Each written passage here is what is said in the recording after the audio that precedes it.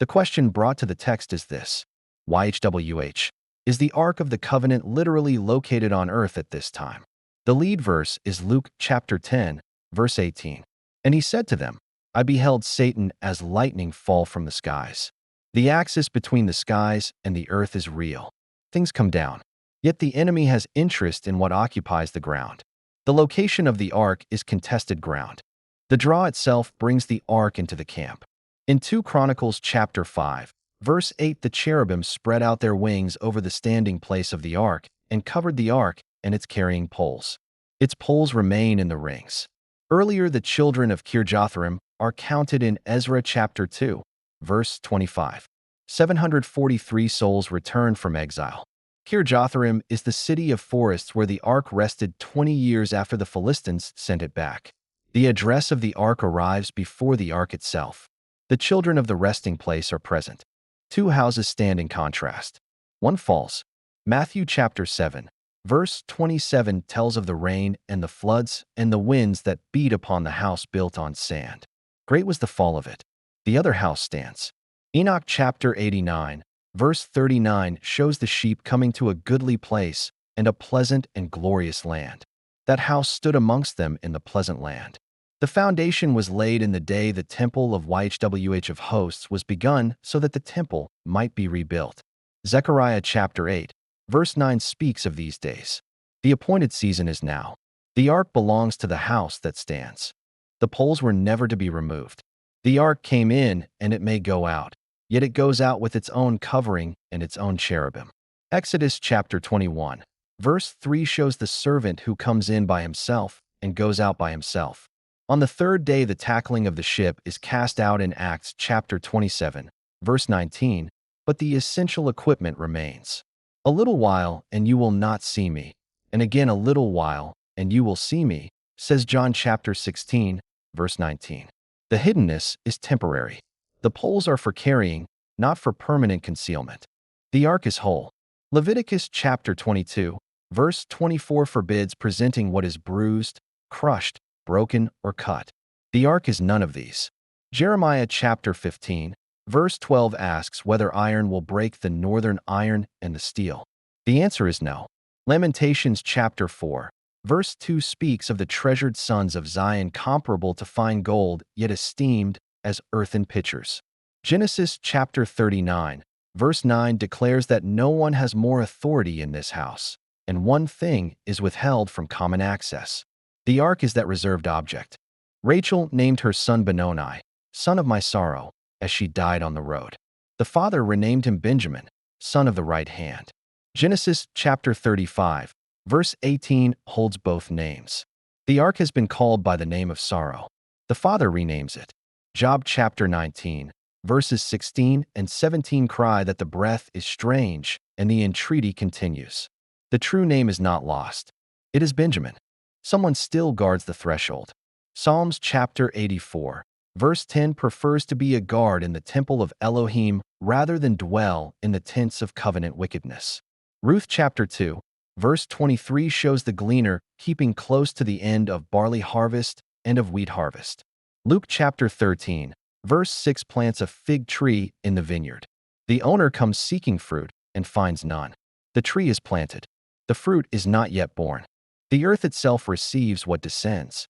Hebrews chapter 6, verse 7 says the earth drinks in the rain that comes often upon it, and brings forth herbs useful for those who dress it, and receives sacred blessing from Elohim. Exodus chapter 15, verse 19 shows dry land in the middle of the sea where the children of Israel walked. YHWH makes a place where no place should be. The ark rests on that dry land while the waters cover what is around it.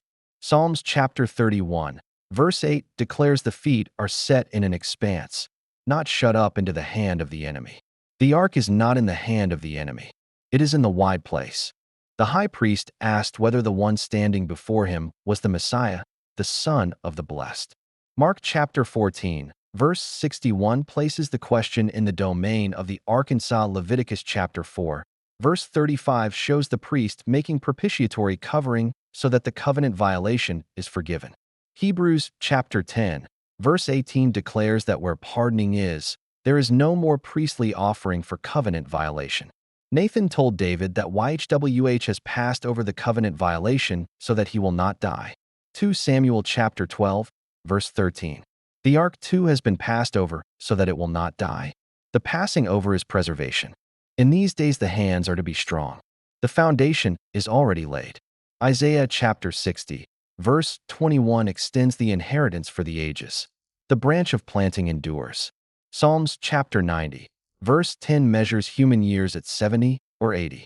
The ark's tenure is for the ages. Both times are held together. The mathematical verdict confirms what the text has spoken. The probability of yes equals 97.1%. The probability of no equals 2.7%. The claim is strong anomaly. All gates pass. The Dominion triad fires at discovery level. Identity and inheritance and priesthood converge upon the Arkansas. The directional polarity leans yes. The multi-channel coherence crosses the threshold with every channel active. Yet the answer remains lean yes, not unqualified yes. The 2.7% is small but real. Joel chapter 2, verse 14 asks who knows if he will return and leave a sacred blessing behind him. The precise coordinates are not given.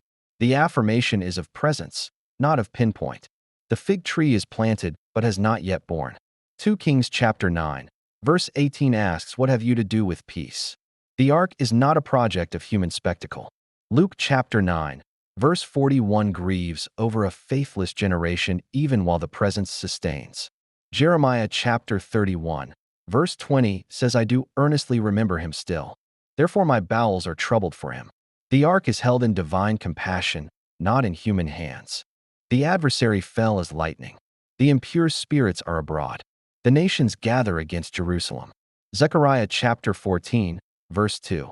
The secret place remains secret. Mark chapter 12, verses 10 and 11. The poles are for the sons of Kohath, not for the cameras of the nations. John chapter 15, verse 14 calls the hearers friends if they do whatever is commanded. So the answer is given between the porch and the altar. The Ark of the Covenant is, in the present appointed season, literally located on the earth. It is not in the heavens. It has not been dissolved. It has not been destroyed. The carrying poles remain. The covering remains. The house stands in the pleasant land. The children of Kirjatharim are counted. The fig tree is planted. The gold lies beneath the pottery. The son of the right hand is in the house. The earth drinks the rain and receives sacred blessing. The goodness of YHWH is for the ages. The inquirer may receive this as the lean yes it is, veiled in the manner of all holy things, and leave what is still hidden in the hand of the one who hides and reveals. The verses drawn in this Shield 17.14 session were Luke chapter 10, verse 18, 1 Kings chapter 18, verse 24, Exodus chapter 15, verse 19, Luke chapter 7, verse 25, John chapter 15, verse 14, Ezekiel chapter 42, verse 12. This concludes today's interpretation under the Shield Protocol.